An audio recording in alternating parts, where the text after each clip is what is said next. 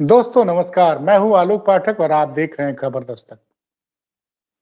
Bharat south Africa से दूसरा test match Guwahati में हार गया और ये हार भारत के टेस्ट जीवन के इतिहास की सबसे बड़ी हार थी। 408 रन से भारत हार गया और हार के बाद गौतम गंभीर के सामने गुवाहाटी में नारे लगे, गौतम गंभीर मुर्दाबाद मुर्दाबाद। जबरदस्त नारे लगे। सोशल मीडिया पे वीडियो भी वायरल है। और उसके बाद भारतीय क्रिकेट टीम का ये बेशरम कोच, जी हां, ये बेशरम कोच आता है प्रेस कॉन्फ्रेंस में और बोलता है कि भैया मैं ही वो कोच था जिसकी वजह से भारत ने चैंपियंस ट्रॉफी जीती। मैं ही वो कोच था जिसकी वजह से भारत ने एशिया कप जीता और मैं ही वो कोच था जिसकी वजह से भारत ने इंग्लैंड में जाकर टेस्ट सीरीज ड्रा की। और मेरे बारे में फैसला बीसीसीआई लेगी। अब जरा इस व्यक्ति का दुस्साहस तो देखिए। इस आदमी की वजह से पिछले साल भर में 3 बड़े क्रिकेटर्स ने संन्यास ले लिया। रविचंद्रन अश्विन ने ऑस्ट्रेलिया में संन्यास लिया, विराट कोहली और रोहित शर्मा ने संन्यास लिया इंग्लैंड टूर के पहले। न्यूजीलैंड में जब न्यूजीलैंड के खिलाफ भारत को 3-0 से हार मिली थी, तब लोगों ने कहा चलो यार, कोहली और रोहित का बल्ला नहीं चला। ऑस्ट्रेलिया में तो पहले टेस्ट मैच में रोहित खेले ही नहीं और अंतिम टेस्ट मैच में उन्होंने टीम से बाहर अपने आप को कर लिया था। वहां भी हम 3-1 से हारे थे। 3 बड़े खिलाड़ियों ने संन्यास ले लिया और बैटिंग लाइनअप में इतने एक्सपेरिमेंट किए, इस आदमी ने इतने एक्सपेरिमेंट किए कि किसी खिलाड़ी को पता ही नहीं किस नंबर पे खेलना है। वो जैसे होता है ना कि 2 नंबर आएगा तो सुदर्शन जाएगा, 3 नंबर आएगा तो वॉशिंगटन सुंदर जाएगा। अगर लूडो में हमने पासा फेंका, 4 नंबर आएगा तो कोई और जाएगा। सोचिए, जिस टीम का बैटिंग लाइनअप क्लियर ना हो और दुनिया भर के ऑलराउंडर खिलाए गए और इन ऑलराउंडर का परफॉर्मेंस देखिए। इस मैच में अक्षर पटेल को हटाकर नीतीश रेड्डी को लाए हमारे गंभीर साहब। दोनों पारी में मिलाकर नीतीश कुमार रेड्डी ने मुश्किल से 14 रन बनाए और मात्र 6 ओवर की गेंदबाजी की। यह हाल था नीतीश कुमार रेड्डी का। और जानते हैं किस डाउन पे बैटिंग करने आए थे वो? 8th डाउन और 9th डाउन पे बैटिंग करने आए। आलम यह है कि भारत इतनी बुरी तरह से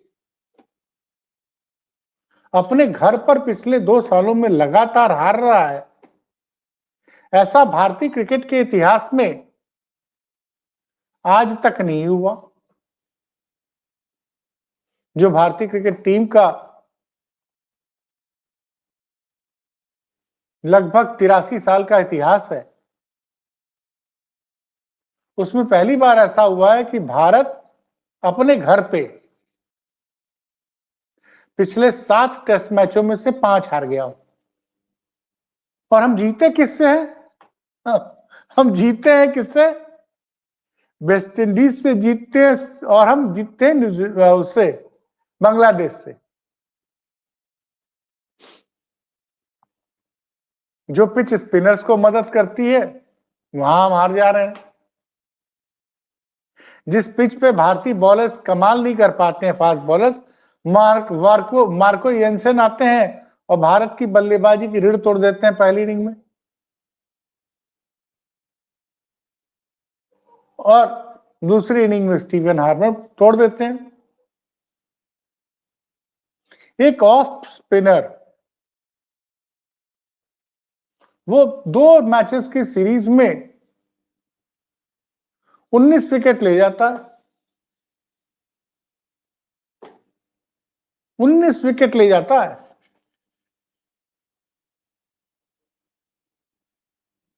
हमारा स्कोर कार्ड सुनिए।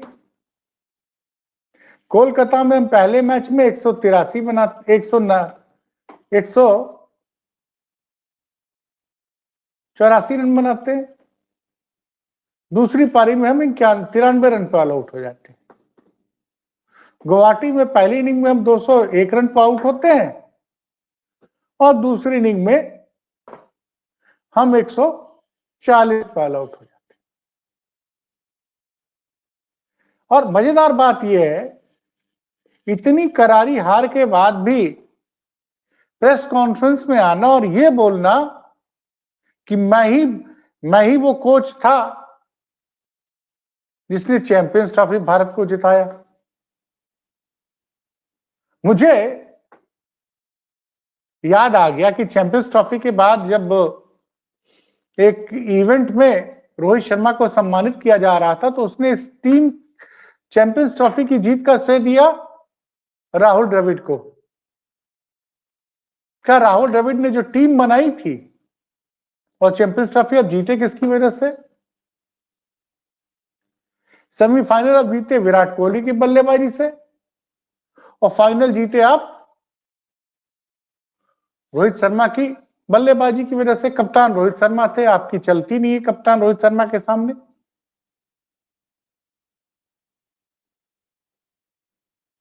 और देखिए ये आदमी इसको अपने रोहित गौतम गंभीर जो है ना, कह रहा हूं नहीं, ये गजब का खुन्नसी वाला आदमी है, इसको बड़ी जलन, मतलब पहले भी इसका नेचर बड़ा अजीब रहा। याद करिए ना, ये ठीक है T20 का पहला वर्ल्ड कप था, फाइनल में इसने 75 रन बनाए थे, लेकिन इसके 75 रन से ज्यादा इंपॉर्टेंट था रोहित शर्मा ने जो 30 रन की पारी खेली थी अंत में आके, 15 गेंदों पर 30 रन की पारी खेली थी रोहित शर्मा ने, और भारत ने 150 का आंकड़ा पार किया था। और उस मैच में भारत ने जबरदस्त गेंदबाजी की थी जिसकी वजह से भारत को मैच जीतने में कामयाब हुआ था। अब आते हैं वनडे वर्ल्ड कप का फाइनल 2011। भारत को 2 विकेट जल्दी गिर गए थे। पहली साझेदारी हुई गंभीर और कोहली के बीच में, और जब 120 के आसपास भारत के 3 विकेट गिर गए थे तो बैटिंग करने उतरे महेंद्र सिंह धोनी। लाजवाब पारी खेली 91 रन की, उनके छक्के से भारत मैच जीता।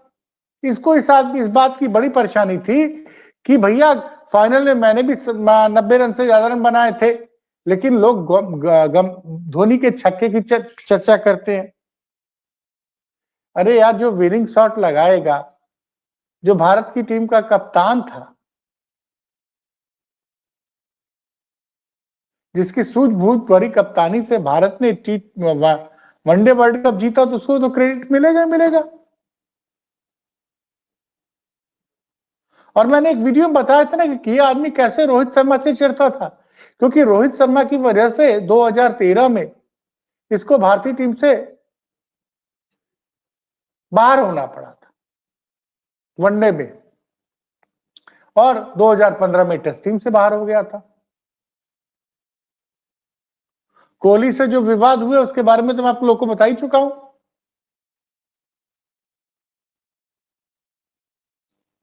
अब सवाल ये होता है कि पूरा देश पूछ रहा है कि गंभीर तुम कब जाओगे, और ये कह रहे हैं साहब, हमारे गंभीर साहब कह रहे हैं कि मेरे भविष्य का फैसला बीसीसीआई लेगा। लोग सोशल मीडिया पे कह रहे हैं बोल रहे हैं, वो कह रहे मोदी जी अपने इस सांसद को वापस ले लो। कोई कह रहा है कि केकेआर वाले शाहरुख खान साहब आप वापस ले लो, आप वापस लेने को तैयार हैं। एक सज्जन ने वीडियो बना के डाल दिया है कि शाहरुख खान साहब इसको वापस ले लो, आप जहां कहोगे इसको मैं पहुंचा दूंगा, रास्ते में इसके खाने पीने का खर्चा भी मैं उठाऊंगा। आप सोचिए, टेस्ट मैच पूरा स्पेशलिस्ट का गेम होता है। 4 बॉलर होते हैं, 1 ऑलराउंडर होता है, 1 विकेट कीपर होता है और 5 प्योर बैट्समैन।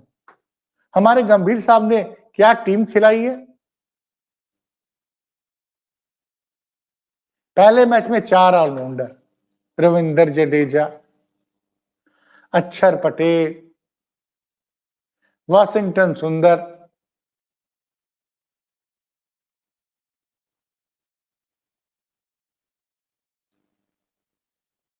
तो 4 ऑलराउंडर खिलाते। नीतीश कुमार रेड्डी और बॉलर के नाम से 3 बॉलर सिर्फ, मोहम्मद सिराज, जसप्रीत बुमराह, कुलदीप यादव। बैट्समैन कितने थे आपके पास? 2 विकेट कीपिंग बैट्समैन खेल रहे हैं, एक ध्रुव जुरेल और एक ऋषभ पंत। और सबसे बड़ी बात यह है कि केएल राहुल को कब तक मौका दिया जाएगा।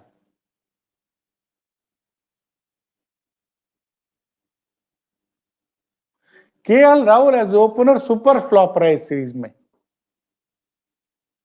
एक भी हाफ सेंचुरी नहीं बना पाए।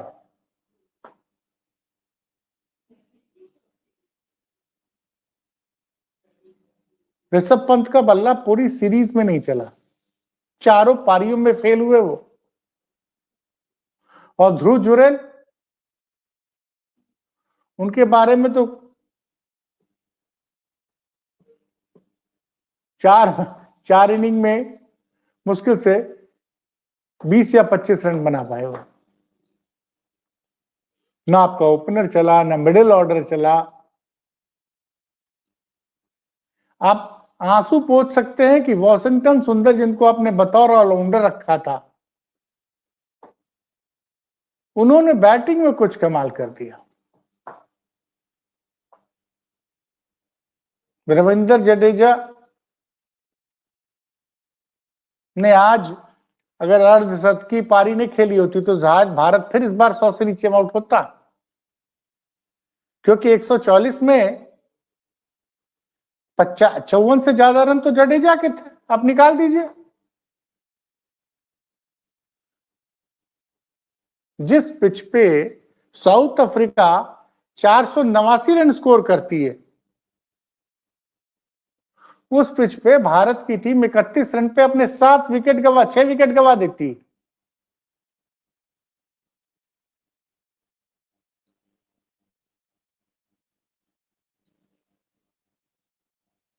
मतलब इतनी बुरी हार जानते हैं कब हुई थी भारत की अपने घर पे? वो 1983 और 84-85 में। 1983 में भारत को लगातार वेस्ट इंडीज से हारा था 3-0 से, और इंग्लैंड से हारा था 2-1 से। तो 5 टेस्ट मैच भारत ने लगातार हारे थे तब।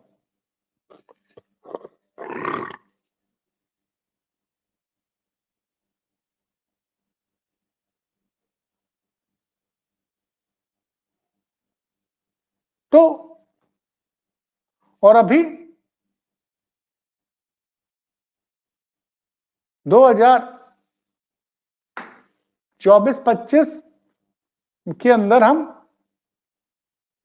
पहले न्यूजीलैंड से 3-0 से हारते हैं, फिर हम ऑस्ट्रेलिया जाते हैं, वहां पे भी 3-1 से हारते हैं। और ऑस्ट्रेलिया में हम कब हारे?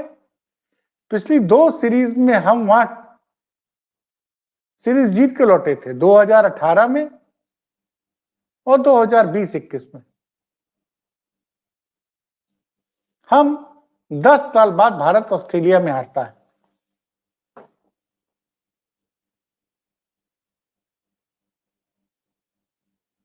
साउथ अफ्रीका 1991 से भारत आ रहा है। इसके पहले उसने सन 2000 में टेस्ट सीरीज जीती थी 2-0 से।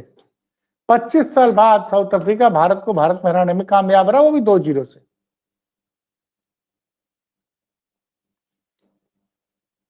भारत इंग्लैंड में बड़ी मुश्किल से 2-2 से ड्रॉ कराया था, और आपने अंतिम टेस्ट मैच इसलिए ड्रॉ कराया कि उस टीम में बेन स्टोक्स नहीं थे, और हैरी ब्रुक ने वो अगर गलत शॉट ना मारा होता तो इंग्लैंड संभवतः अंतिम टेस्ट मैच 4 विकेट से जीत जाता। खैर, हम जीते भी सिर्फ 6 रन से थे।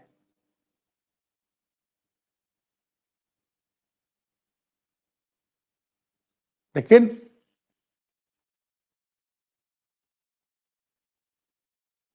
भाई, आप भारतीय जनता पार्टी के पूर्व सांसद हैं, आईसीसी का प्रेसिडेंट अमित शाह का बेटा है,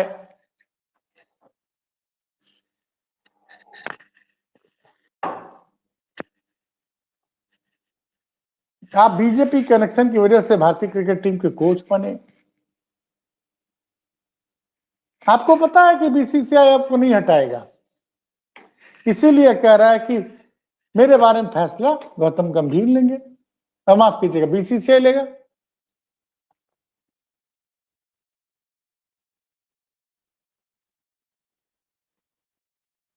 आज जिस तरह से गुवाहाटी स्टेडियम में गंभीर मुर्दाबाद के नारे लगे, उसके बाद तो अगर थोड़ी सी भी शर्म लिहाज होता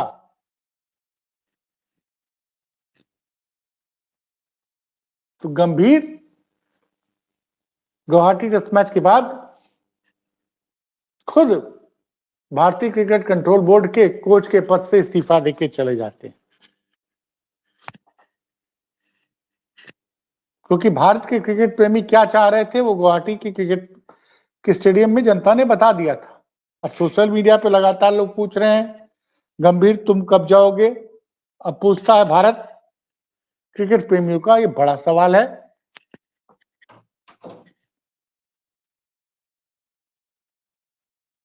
भारत के लिए